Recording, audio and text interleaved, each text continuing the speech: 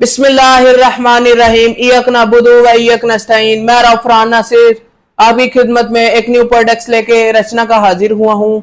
मेरे पास आज शलजम है, जिसे इंग्लिश में टर्निप कहते हैं, जिसे जो लोग कहते हैं जिसे कि गोंगलुआ तो मिट्टी ना चाड़।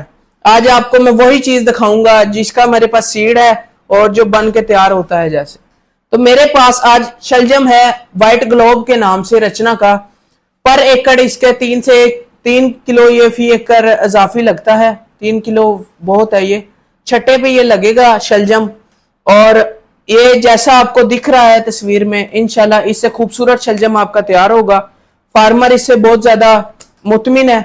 मैंने कई फार्मरों को लगवाया है और मंडी में फार्मर कहते हैं इसका रेट भी बहुत अच्छा है। और अगर आप लोग को ये बीज चाहिए तो रावी एग्री कम्प्लेक्स उकाड़ा पर दस्तयाब हो। इंशाल्लाह अगली वीडियो में मुलाकात होगी। अल्लाह हाफिज।